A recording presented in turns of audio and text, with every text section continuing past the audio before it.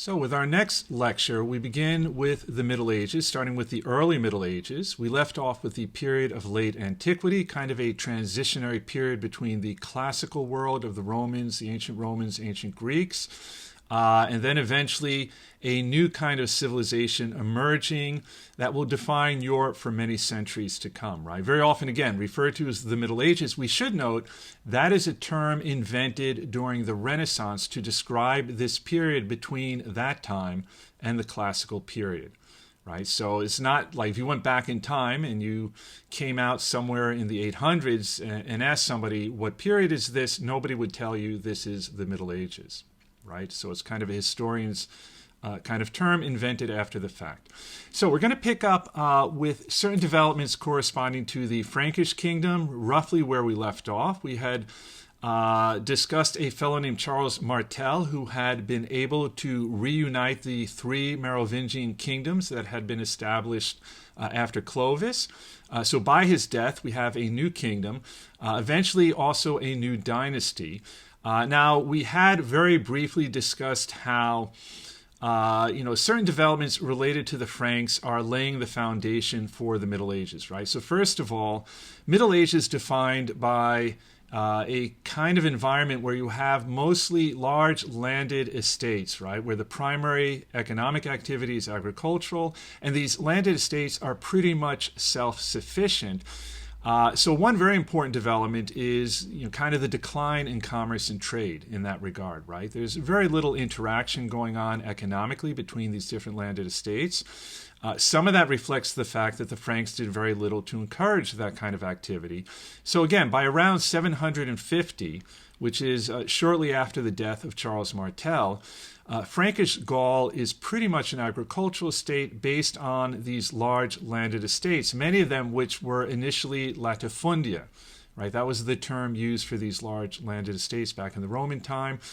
And added to that, we should note that in terms of the level of production, things have actually gone into decline as well, right? Agricultural methods are actually kind of becoming poorer, right? They're very primitive, producing low yields, about 2 measures of grain to 1 measure of seed, which is really pretty low and less than what it had been during the Roman period.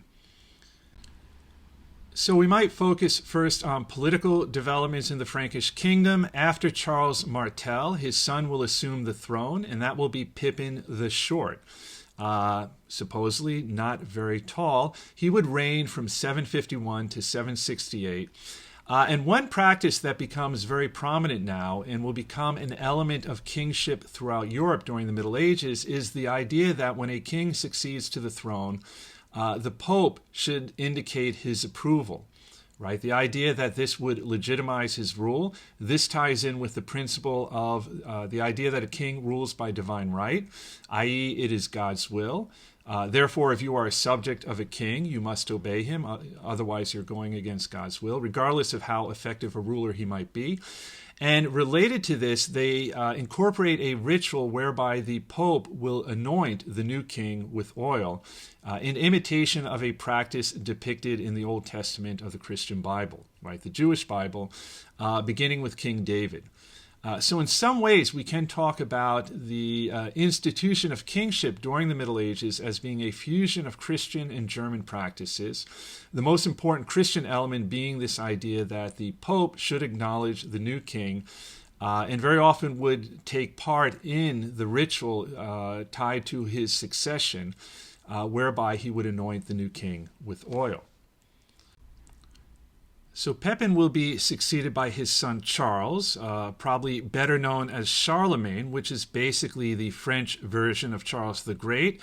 And it's kind of a convention that in English that we use the French. So he will reign from 768 to 714, and with him we have firmly established a new dynasty, really kind of starting with Pepin, but really becoming entrenched with Charlemagne. In fact, it takes its name from him, the Latin form of his name, Carolus Magnus. This will be the Carolingian dynasty. And Charlemagne, probably the first really influential ruler in Western Europe in this kind of post-Roman world, right? Will prove very effective in a number of different ways. He's a fierce warrior. So it will be very good at expanding his territory, creating a much larger empire than what he started with. Also a great patron of learning, so kind of revitalizing and spreading culture, kind of the learning inherited from the Roman period, and also a very effective statesman. We probably should start with the expansion of his empire, which will involve 54 military campaigns in total, all of them led by him, right? Back in those days, the king would actually be on the battlefield, right, at the forefront leading the charge. So kind of beginning with the acquisition of parts of Italy when he crushed the Lombards in 733. 4 years later, he will invade northern Spain, but there he's not quite as successful. He's turned back by the Basque, a people that still exists, by the way, in Europe, mostly residing in the northern part of Spain, southern part of France. So that will continue to kind of mark the frontier between this kind of emerging Islamic civilization and a European one. After 18 campaigns, he's able to acquire most of what today is Eastern Germany when he subdues the Saxons, another Germanic tribe, and then finally invading the land of the Bavarians in 787 in southeastern Germany. And so by the time he's done, he has created a rather sizable empire in most of what today is Central and Western Europe, not counting Spain, right? Which again will be part of the Islamic world for many centuries to come. What's kind of interesting here, right? There's kind of the idea of trying to recreate the Roman Empire, but it's now something where the center is much kind of more central on the European continent. Well, it's one thing to conquer a lot of territory. The question then is, how do you actually govern this vast empire you've created?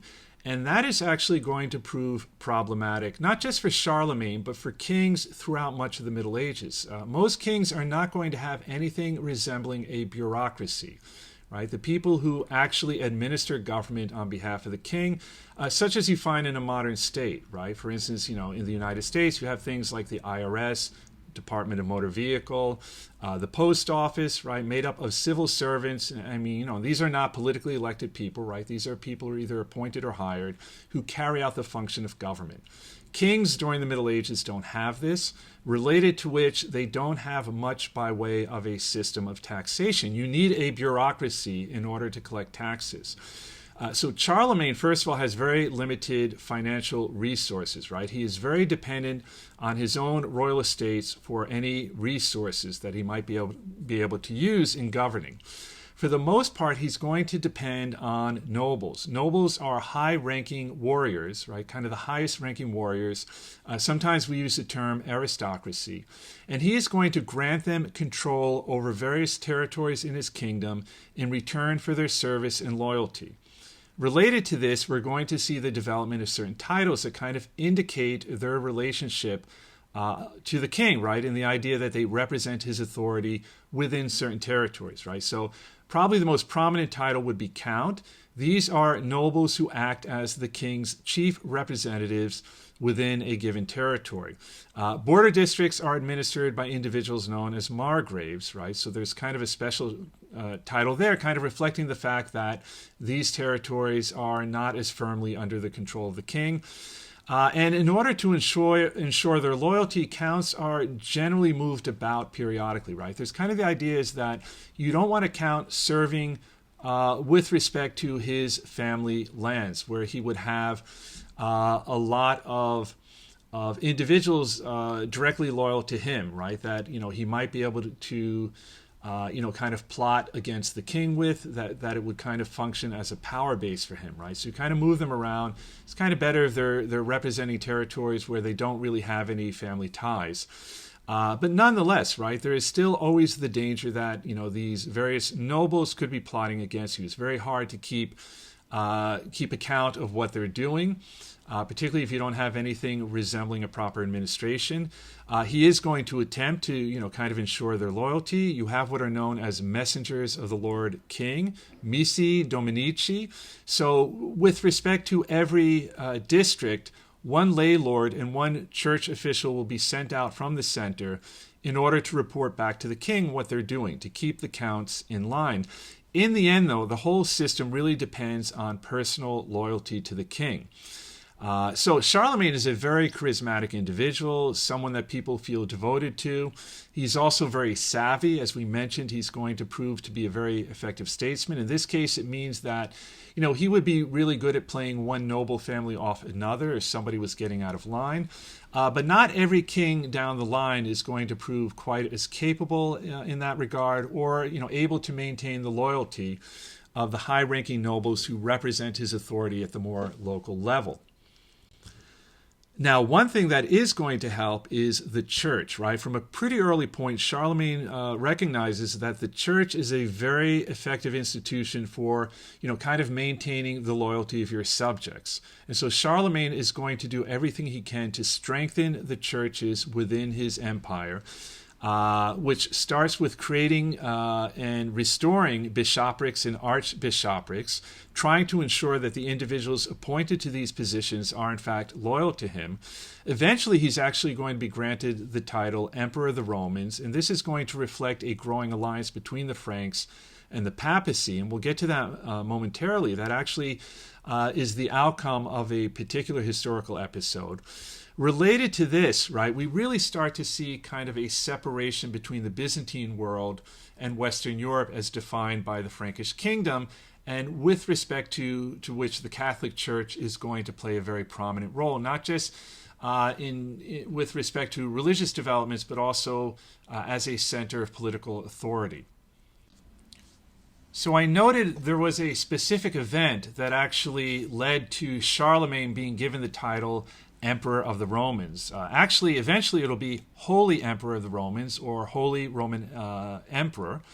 And a lot of this kind of ties in with this kind of desire in this post-Roman world to recreate the Roman Empire, though with Christianity at its center, right? And so eventually you're going to have something called the Holy Roman Empire, which never really quite establishes itself, right? I mean, there will be various attempts by different rulers to really create a proper empire where the Holy Roman Emperor would have direct authority over all the territory.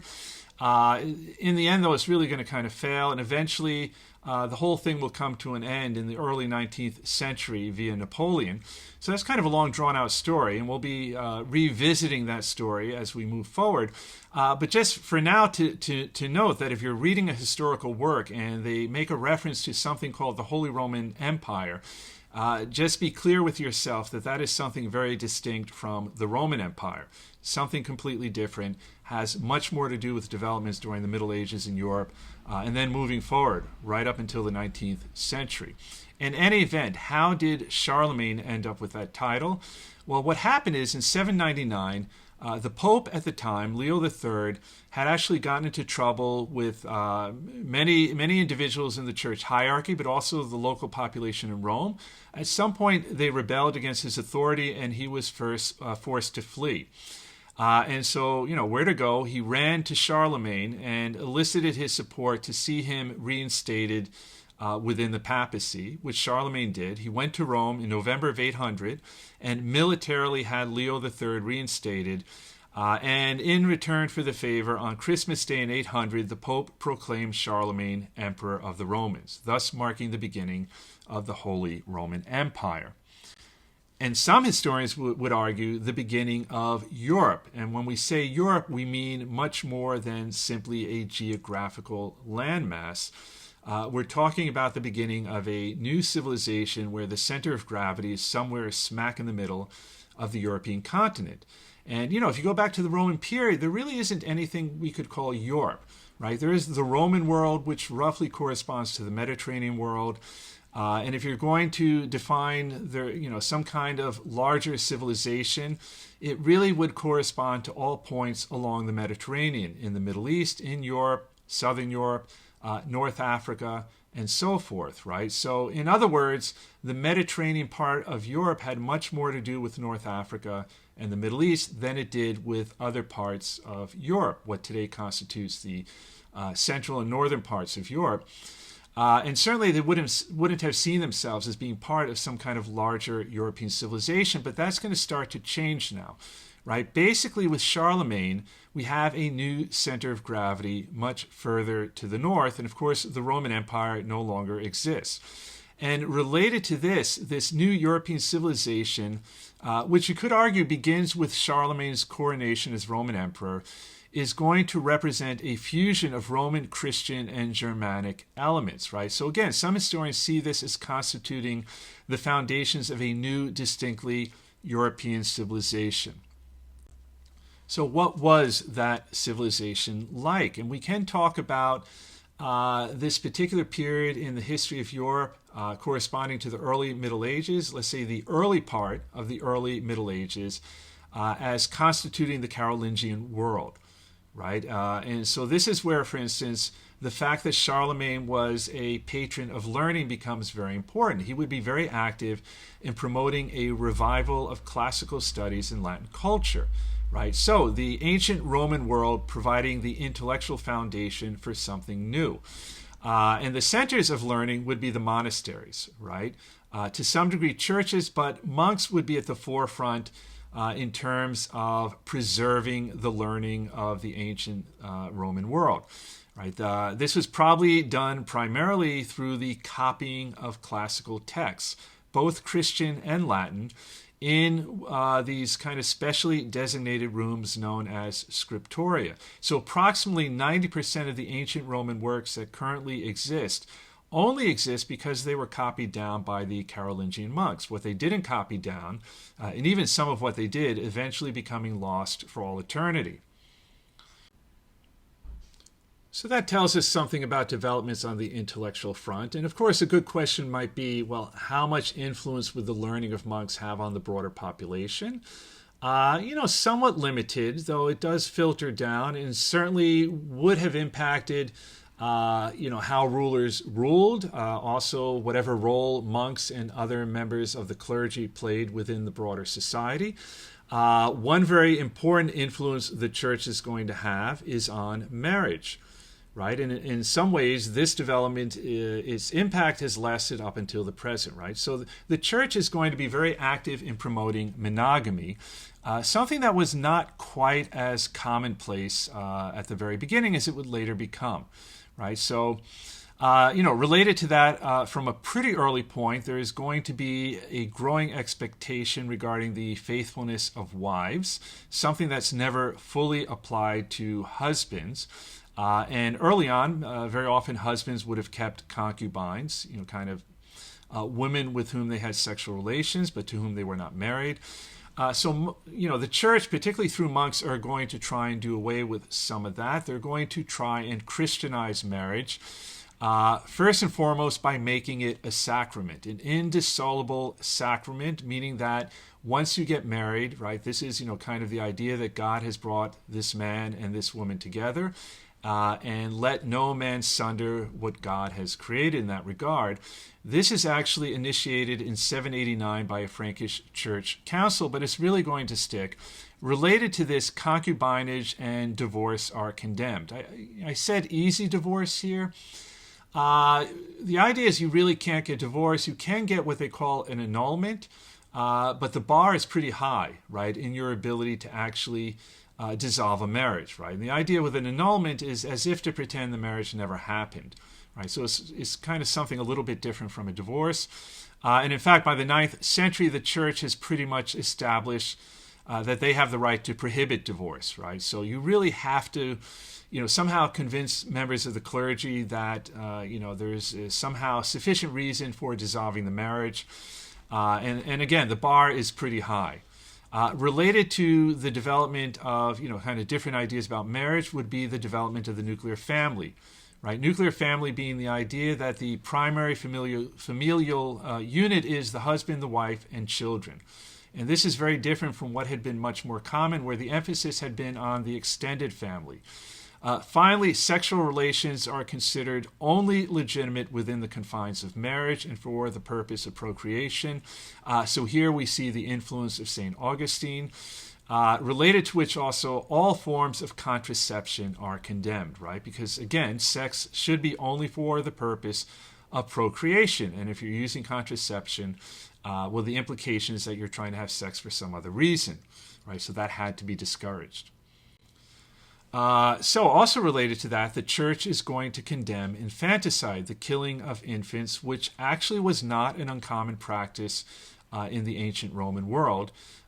Something that was often done in order to limit their family size. And I think from our modern day sensibility that, the idea of killing an infant just sounds horrific.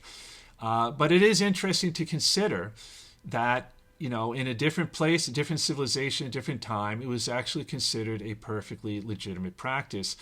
Usually it would have been carried out by leaving children somewhere out in the wilderness, right? Kind of the idea of leaving it to the fates to decide whether they would survive or not. You might recall that this was a practice very common in Sparta if a child was deemed unfit for military service, right? So this is a practice that had existed for quite some time. Now, instead of doing that, if you're going to abandon a child, better to do it with the church, right? That those children would then be taken into the monasteries and convents and raised to be monks and nuns. So that's certainly, I guess, an improvement. On the other hand, the church does not really see children as, cute, cuddly, little people to be somehow indulged, right? They are considered to have a natural inclination to sin.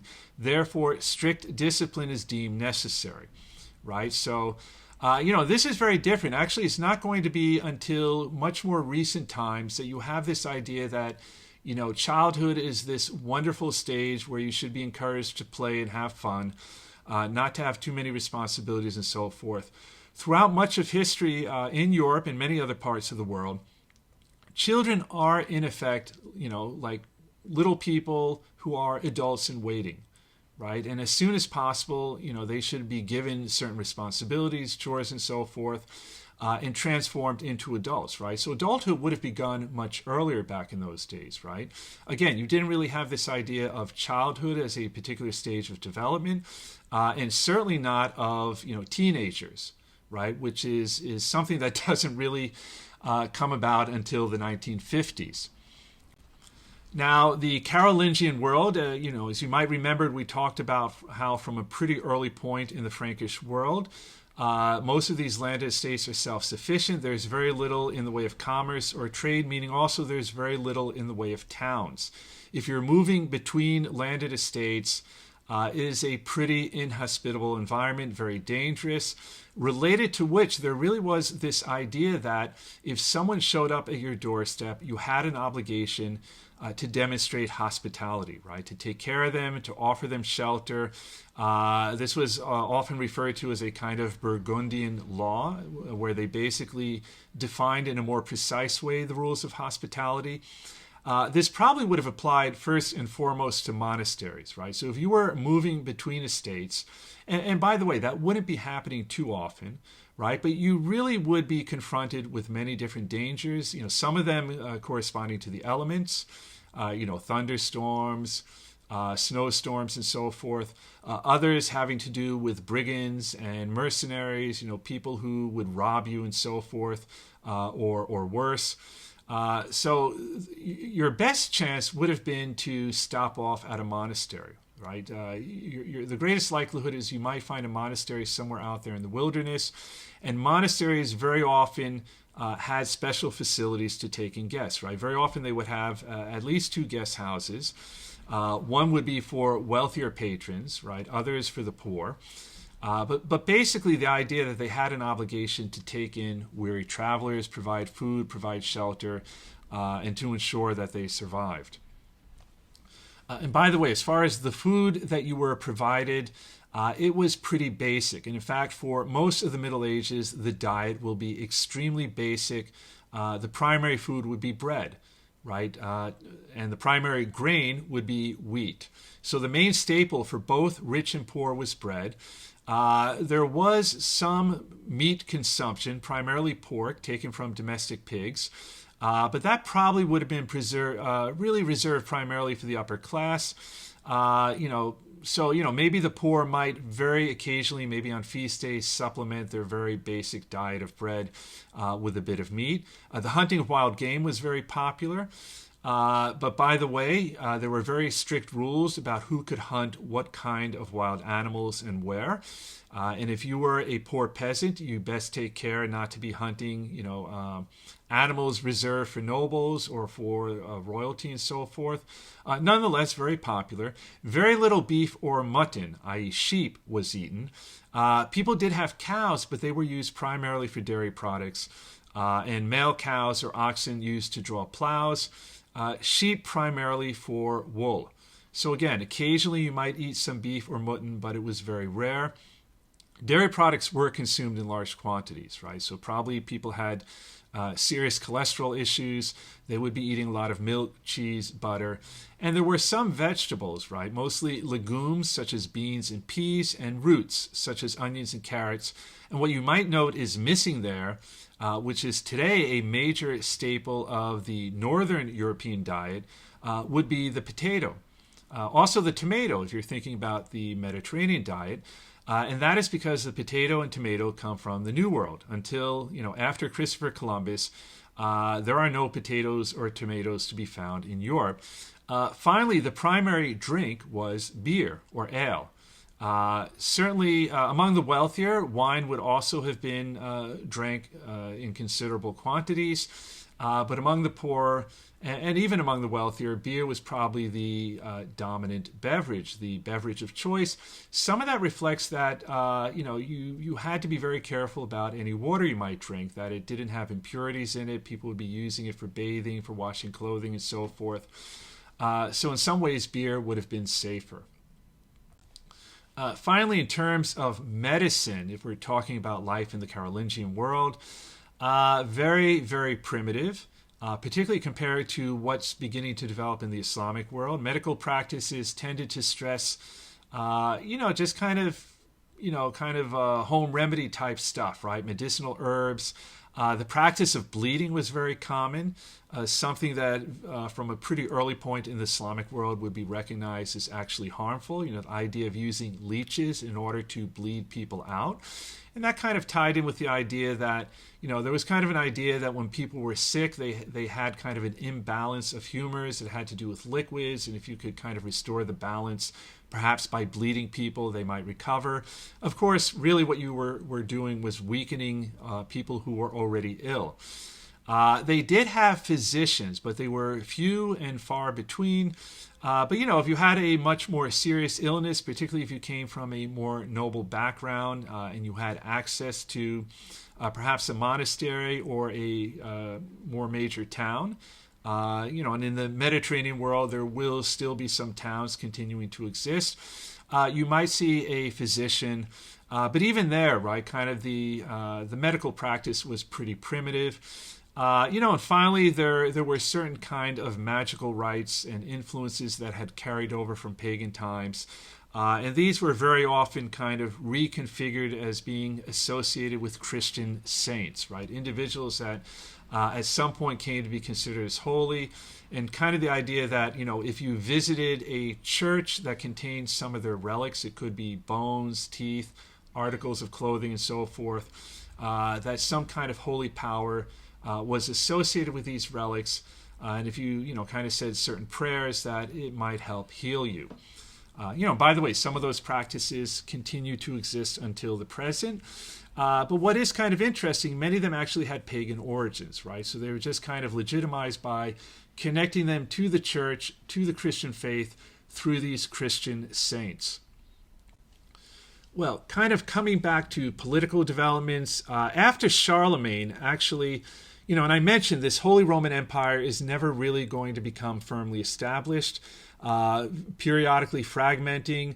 There will always continue to be some individual designated the Holy Roman Emperor, but the degree of his authority within the territories making up that empire will vary considerably over the centuries. And right after Charlemagne's death, you can already see this kind of political fragmenting taking place.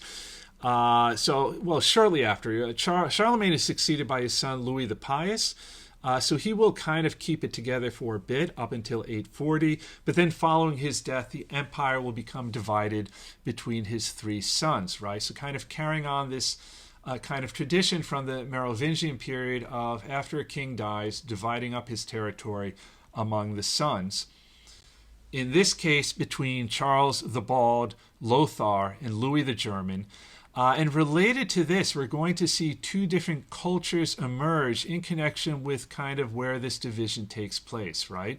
So on the western part of the empire, we'll see the development of a culture that you could say is a kind of proto-French culture.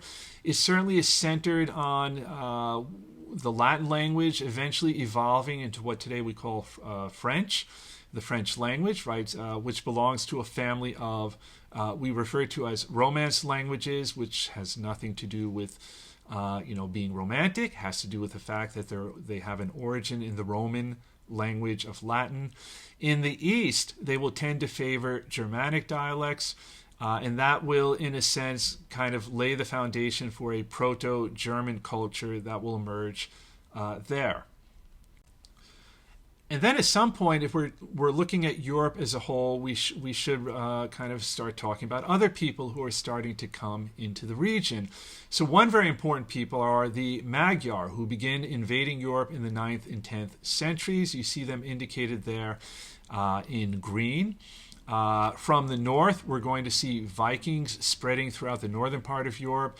Another Germanic people, but they kind of really become prominent a few centuries later relative to some of the other Germanic tribes we talked about. You might note the red arrows in the south, reflective of the continued expansion of this Islamic civilization into some of the islands off the coast of Italy. So, for instance, they will gain control of Sicily for many centuries, and that will have a kind of cultural influence on it even up until now. Coming back to the Magyars, they're a people from Western Asia who eventually established themselves on the plains of what today is Hungary. And in fact, if we talk about the Hungarian people, you could say this kind of marks their point of origin. The reason they didn't advance further, they were defeated at the Battle of Lechfeld in 955, and then at the end of the 10th century were converted to Christianity and established the Kingdom of Hungary, which eventually, in a sense, laying the foundation for the modern state of Hungary. And by the way, their language, Hungarian, very distinct, very different from any other European language. True story, I have a friend who speaks 7 European languages, who ended up spending 1 year in Budapest in Hungary. And she found it very frustrating. She was like, this is someone obviously gifted with languages who after a year was ready to curse the Hungarian language as being impossible to learn. And just, equally frustrating that speaking 7 European languages and still not able to communicate with anyone in the center of Europe. So a very distinct language, though, by the way, related to the languages of Estonian and Finnish, because some of the Magyar would at some point take a right turn and head north, eventually becoming established in that part of Europe. So probably more famous are the Vikings, who during this period, 9th, 10th centuries, are beginning to spread across the northern part of Europe. They had become based in what today we call Scandinavia, roughly corresponding to Sweden and Norway. So the Vikings are a Germanic people, and certainly, we've seen many of those, right? They had become based in Scandinavia, but there they eventually develop a very distinct culture. And you could say that, in as much as they're then going to move out from Scandinavia and spread across different parts of Europe, representing the final wave of Germanic migration, right? Sometimes we call them the Norsemen, kind of a reference to their northern base of operations. Probably most famous for being superb shipbuilders and sailors as well as warriors, right? So most people have heard of the Vikings. We're quite familiar with the fact that they traveled a lot by ship, that they had very unique ships that were ideally suited to travel both in inland on rivers that might be very shallow, but also in the Atlantic Ocean. That they were fierce warriors. Definitely they've been popularized more recently by films like, the Thor films, with the Marvel Universe and so forth. So, Vikings at some point very famously beginning to conduct raids throughout Europe, initially very sporadic, but at some point becoming much more frequent, much more regular.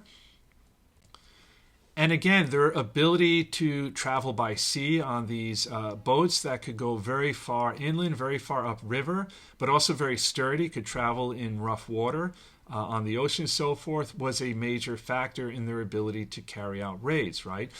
We refer to Viking ships as dragon ships. The one you see on the left actually recovered from a peat bog, fully intact. On the right, kind of an artist's depiction of what a functioning Viking ship might look like. So these dragon ships usually carried about 50 men, right? So, I mean, that means you have 50 well-armed Vikings that can move from one point to another, and had banks of oars, but also a single great sail. So they were fully functional regardless of whether there was wind or not, or, whether or not the wind was blowing in the direction you needed it to. And again, right, they had a very shallow draft which enabled them to sail very far up European rivers. And this would be a major factor in the various raids they would conduct. And then eventually, the settlements they would establish in different parts of Europe. So these raids could be pretty brutal. We have many reports of them attacking monasteries. Some historians have actually wondered if perhaps monks intentionally exaggerated the brutality of some of these attacks as a way of, trying to impress upon the king the need for military assistance. To some degree, it was the inability of the kings to actually defend their kingdoms against the Vikings that would lead to a further devolution of authority to the kind of provincial level, right, with the nobles. And so that is something that had started with Charlemagne, but really is going to become entrenched during this period of Viking attacks, right, where the king has, in many ways, very little direct authority over many parts of his kingdom. And in fact, to some degree, they're pretty much controlled by these high-ranking nobles. We're going to kind of look at how that system evolves in connection with feudalism momentarily, right? But the idea that to a very large extent, they were autonomous, right? Because they pretty much were responsible for defending their territories, in theory on behalf of the king, but really with very little help from him. And again, the Vikings would also start settling in places. So for instance, some cities that you find today in Europe, or certain people that become firmly established in parts of Europe can trace their ancestry back to the Vikings. So, for instance, one part of France today known as Normandy, because the Vikings that ended up becoming established there were known as the Normans. The Normans would also eventually conquer Sicily from the Muslims and would then create a kingdom there. And then, of course, later on, the Normans in Normandy would attack England in what's known as the Norman invasion. As far as settlements, probably a really good example would be the city of York in England today, which started out as a Viking settlement known as Jorvik. Considering we're from New York, which takes its name from, the original York, kind of interesting to consider. If you go there today, you can visit the archaeological site corresponding to the original Viking settlement, and there's a wonderful museum set up there. I had the opportunity to visit. Among other things, a kind of Walt Disney animatron type ride where you get in a cart and go through a recreation of the original Viking settlement, kind of the village that they had set up. Again, it's like with animatrons, right? So it's not people acting out parts. But it does give you an idea of what life was like back in the day, inclusive, by the way, of the smell. As soon as the door opens and you enter this village, you are hit by a wall of stink. Because back in the day, people very rarely showered or bathed. I mean, certainly not showered. Of course, if you were one of them, you would become accustomed to the smell and you wouldn't have noticed it. But if you were coming from the outside, for instance, in this case as a tourist, let's just say it's hard to miss. Well, in any event, that brings us to feudalism, which again, in many ways, kind of building on what Charlemagne had started, right, whereby you had these nobles who would represent the king's authority at the provincial, more local level, but then becoming more firmly entrenched because the king is unable to deal with the Viking threat. That is the primary responsibility of the king, to defend his kingdom, meaning that defense had to be provided by local lords. And so this is going to also further entrench this kind of dependent relationship that peasants have on them, right? The basic deal is they are offering protection to the peasants in return for certain services whereby peasants end up becoming transformed into serfs. So this is, in a way, kind of the final stage leading to feudalism. And most people have heard of feudalism in connection with the Middle Ages. We should note that historians sometimes use that term to describe very similar arrangements in other parts of the world during different times. We should be careful with that because initially it really referred to very, very specific kind of set of practices that had to do with Europe during the Middle Ages, though even within Europe there is some variation in this regard. Having said that, there were certain elements of feudalism common to all of Europe, and we might review what some of those are. One very important one was vassalage, in some ways kind of at the foundation of feudalism, particularly in terms of the relationship of the king to the nobles and underneath their authority, the knights. So first of all, at some point in the Middle Ages, to be a noble essentially meant that you were a warrior, a knight. Back if we think about the Middle Ages, knights who wore armor and so forth. And there were various ranks. At the very top would be the highest ranking nobles, responsible for representing the king's authority at the highest level. Underneath them would be lesser nobles, and then finally coming down to the lowest level would be knights that didn't actually own any land. And if the king needed to round up the men in order to put together an army, by the way, the king does not have a professional army answerable directly to him. He would have to call upon the nobles, basically to round up the men under their authority, kind of meet at the palace 3 weeks hence. We're going off on a campaign. That also means that the king is very much dependent on the nobles, in order to respond to his call. And in some cases, the nobles, if they felt that it wasn't in their interest to actually support the king for a particular military campaign, they might not be entirely reliable. So I mean, a lot depends on the charisma of the king, how savvy he is at perhaps playing one noble family off another and so forth. So again, the basic idea, the nobles, their primary responsibility to defend the kingdom. And the highest ranking nobles would have been given responsibility for a very sizable, what's known as a fief, land that is under his authority, though he, in theory, represents the authority of the king, but in practice, fairly autonomous. These fiefs are very large. We're talking, size of Rhode Island or something like that. They, in turn, would have divided up their fief into smaller territories that would be under the authority of lesser nobles, who then might divide their territory up further until you get to the very bottom with these landed estates, that had serfs on them. And then even below that, the knights who didn't actually have any land, right? So it's kind of a pyramid structure. And of course, when we think of the Middle Ages, we often think of warriors as fighting in suits of armor, with swords, using lances, and to a large extent, this is pretty much what it was. So early on, warriors actually fought on foot, but from a pretty early point, they wore coats of mail and used short swords.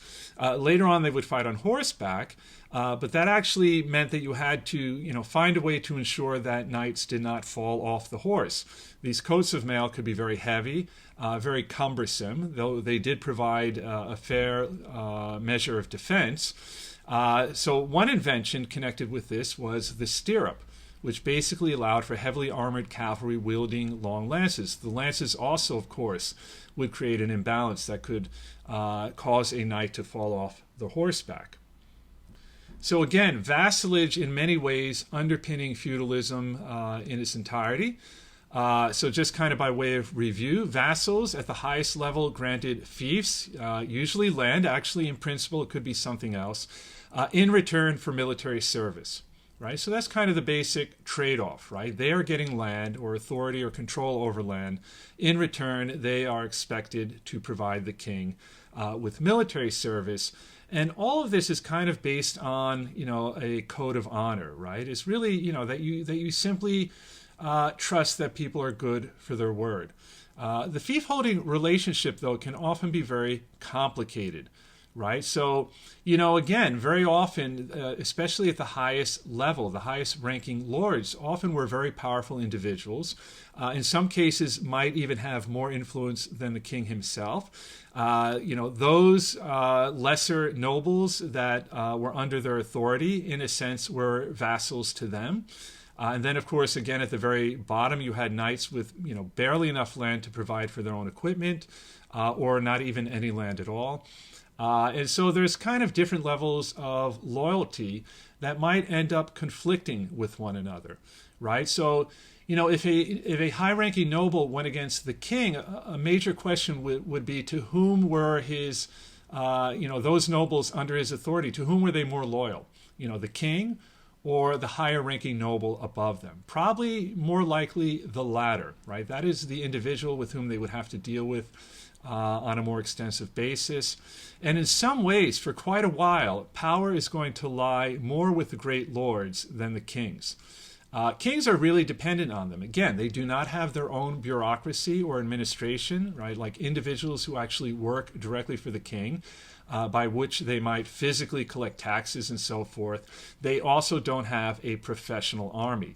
They are very much dependent on particularly the higher ranking lords, right? They need their support in order to maintain their authority over their kingdoms. Now, having said that, a lord is not going to overtly rebel against the king at the drop of a pin, right? I mean, that, to some degree, their legitimacy also depends on the fact that they are loyal subjects of the king.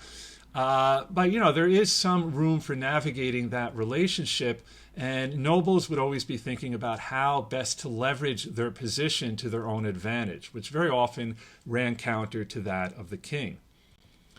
So at the end of the day, probably the best way to summarize vassalage, that it is a kind of system of mutual obligation, right? Again, the main responsibility of a vassal to his lord is military service. And if you're one of the higher ranking nobles, a great lord, you should be able to provide a group of knights for the king's army when he calls upon you. The lord is also responsible for protecting his vassal, right? So militarily, if one of your lords is under attack from an outside force, you have an obligation to round up the other knights and come to his defense. And also legally, in the sense of supporting any claims he might have against, it could be an external player and so forth. Certainly in terms of legitimizing their control over their fief, right? So, in essence, the king has given the fief to you. In theory, he could take it away. Of course, likely a noble would resist if a king were to actually attempt that. Now, in terms of how things functioned on a landed estate, right, when we get down to kind of the more local level, the lord of a landed estate would be a warrior elite, probably would be a much lesser noble, and the peasants who worked for him, known as serfs, were bound to his estate, right? That is essentially the meaning of being a serf, that you are bound to the land. A serf cannot leave the estate without the permission of his lord, right? Now, to be clear, serfs are not slaves, right? They cannot be bought or sold. But again, they cannot leave the manor. The manor is probably the term best used to define the estate in its entirety. If we think about it in terms of, the various kinds of structures that we would find there, you'd have the manor would pretty much more specifically refer to the home of the lord. And then, the peasants would be living in small clusters, kind of villages on the larger estate outside of the manor and so forth. Now, by the way, the lords also have obligations to the serfs. They are required to provide protection. And the basic, it's a basic quid pro quo, right? The serfs are giving up their freedom. They are also obligated to provide a certain amount of labor for the lord. It might be a set number of days that they have to work on land belonging to the lord in return for the lord's protection. And again, the manor, in some ways, we're kind of referring to the actual habitation of the lord, but also to the overall agricultural estate.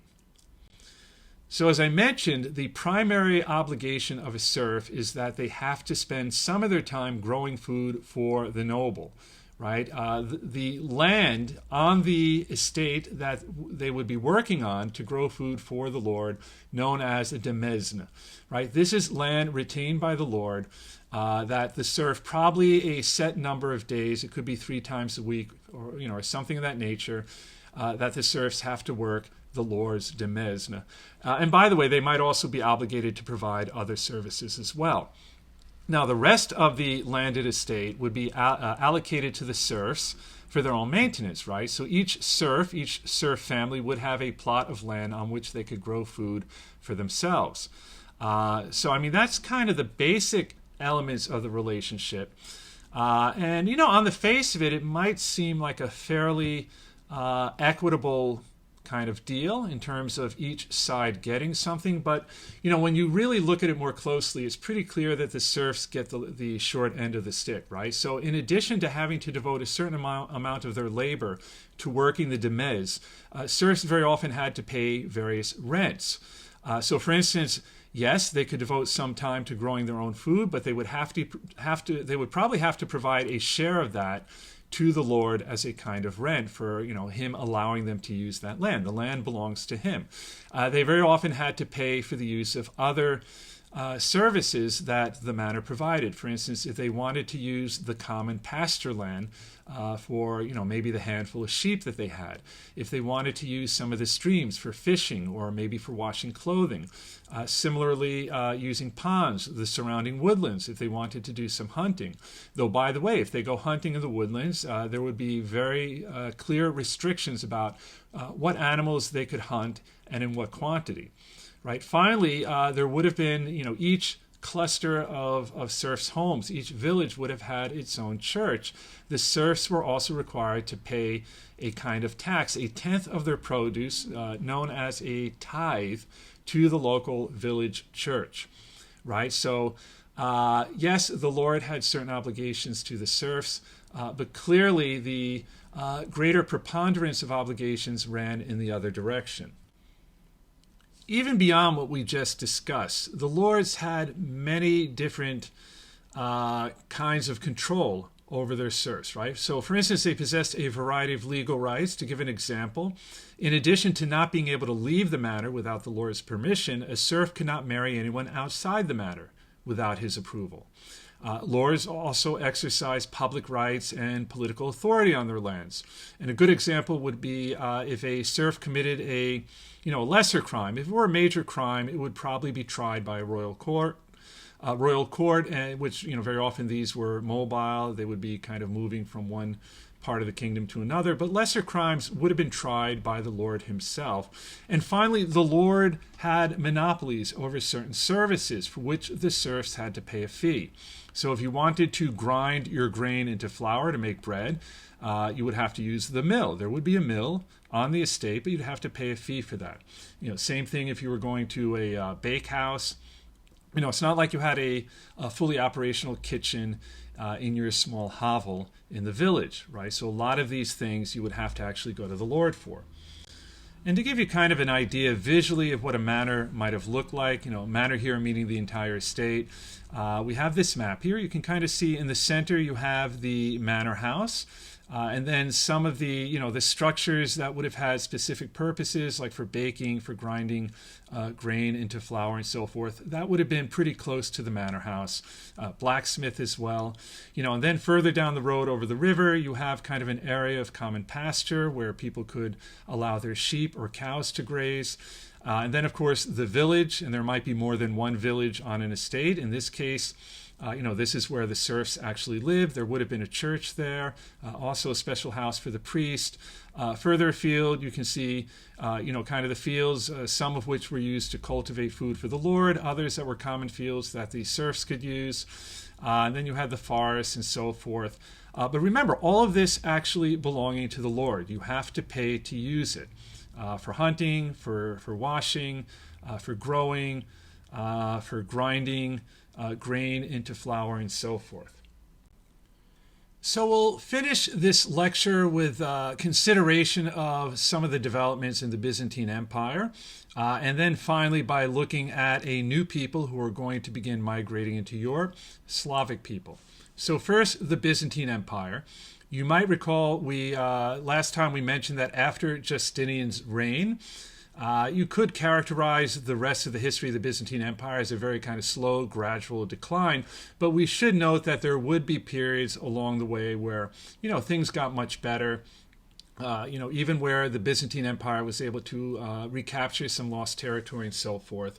And that is pretty much what's going on during the period we've been looking at in this lecture, right, with respect to developments in Western Europe. So we might start with the reign of Michael III, who reigned from 842 to 867. And this would be a period during which the Byzantine Empire would experience a bit of a revival, even though having lost much of its territory to many newly arrived peoples, Slavs, Bulgars, and Muslims. Probably if we're talking about a revival, we're meaning in a sense more culturally and especially intellectually. One very important development during the reign of Michael III is going to correspond to what is a growing divide between the Western Christian Church under the Pope and the Patriarch of Constantinople, who is now the head of the Eastern Orthodox Church. So eventually we're going to have a full-blown schism between the Catholic and Orthodox churches. And a lot of this really corresponds to a kind of rejection within Orthodox Christianity of the idea that the Pope actually has ultimate authority. And in this case, it's going to be expressed by condemning a particular position adopted by the Pope, which they claim to be heretical. And this actually corresponds to a slight revision made to the Nicene Creed by the Pope, where they state that the Holy Spirit proceeds from the Father and the Son, whereas originally it had said it proceeded from just the Father. And you might be thinking, well, this seems like a rather minor point on which to become divided. But again, I would argue that this is in a sense more a pretext, a kind of justification for a split that has more to do with politics, right? Just simply, the fact that the church in Constantinople is rejecting the idea that the Pope has any kind of authority over them, or, any kind of higher rank than any of the other patriarchs or archbishops, if you will. And so this just becomes one way of kind of expressing it, right? That, kind of a decision made by the Pope is being rejected as a way of indicating that he doesn't have the authority to make that change. Now, after Michael III, things are going to go pretty well for the Byzantine Empire for a while, partly because you have a period of very effective leadership corresponding to the Macedonian dynasty, which is going to govern between 867 and 1081. Generally described as a period of prosperity, particularly economically in terms of agriculture, but also trade. And this is a period that is going to see a kind of growing Byzantine influence in many parts of Eastern Europe, particularly as represented by missionaries who are promoting the Orthodox brand of Christianity, which coincided quite nicely with the Slavic migrations into East and Central Europe. So, first of all, what do we mean by Slavic? That is actually a reference to a family of languages, the idea that these various peoples spoke languages that were related to one another, had a common point of origin, much like when we talked about Indo-European languages, though not dating quite as far back, and the languages are fairly close together. Right, so today we speak of Slavic languages, and there's kind of an idea that these languages also correspond to ethnicities, right? The idea that certain people who are related to some degree by blood speak a shared language. In any event, right, so these people are migrating into Europe roughly at the time that the Byzantine Empire is sending missionaries out into the world to Christianize new peoples. And because of this, many of the Slavic people are going to end up adopting Orthodox Christianity, but not all. Well, in any event, usually we talk about there being three major groups of Slavs: the Western, Southern, and Eastern Slavs. So looking at each in turn. So the Western Slavs, actually most of them become Catholic, and it really is about who got there first. In this case, most of them ended up being Christianized by German missionaries who represented the Pope in Rome. So meaning also they accepted the idea that the Pope had ultimate authority on religious matters. And these are going to mostly correspond to the Czechs in Bohemia and the Poles. two peoples roughly corresponding to the modern-day states of Czech Republic and Poland. The Slavs in Poland would actually be converted in part by the effort of their ruler during the reign of Prince Mieszko, who governed or ruled between roughly 960 and 992. In any event, by 1000, we have a bishopric in Prague, today the capital of the Czech Republic, and an archbishopric in the Polish city of Gniezno. And there we see an image of Prince Mieszko. So, by the way, I mean, particularly if you were to travel to Poland today, Catholicism very much a part of Polish identity, in part because it does kind of set them off from neighboring Slavic people. And to some extent also in Czech Republic, though later on many of them will become Protestant. And that brings us to the Southern Slavs, who initially, the vast majority, adopt Orthodoxy, might say Eastern Orthodoxy. Largely, I mean, this isn't surprising given their proximity to the Byzantine Empire, literally just over the border from Byzantine territory. One really important development here, two of the missionaries will develop a language, an alphabet, that they can use to translate the Bible into Slavic languages. So these two individuals are Cyril and Methodius, the first of whom will give his name to this new alphabet, the Cyrillic alphabet, which of course is the alphabet used today in Russian, Ukrainian, and many other Slavic languages.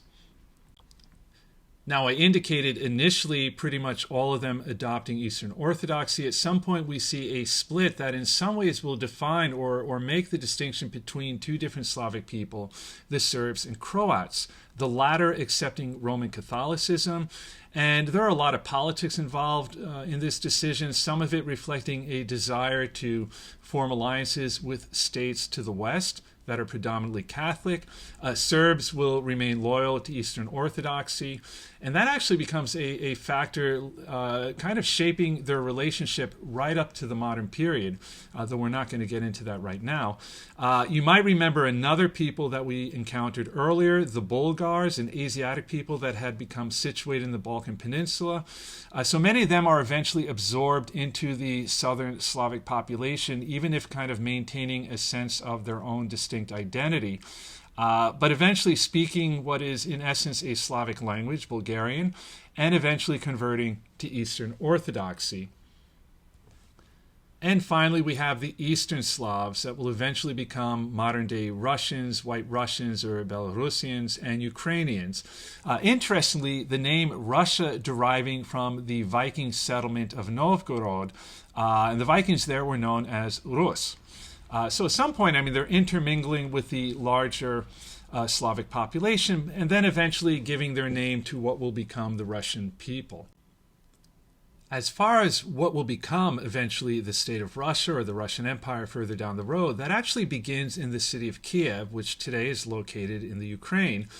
And so it starts as a principality established by the Rus Oleg, who reigns there between 873 and 913. And eventually the Principality of Kiev becomes something of an important state in the region, eventually attracting Orthodox missionaries. But the guy who kind of, seals the deal as far as their conversion to the Orthodox faith will be the Rus ruler Vladimir. He reigns between 980 and 1015. Some of this is kind of a political calculation related to the fact that he marries the sister of the Byzantine emperor, but in any event, he officially accepts Christianity for himself and his people in 987, and what will become Russia is well underway here. But given that the focus of this lecture was the early Middle Ages, this is a good place to stop. And only to remind you to do the lecture-based questions, and I'll see you with the next lecture.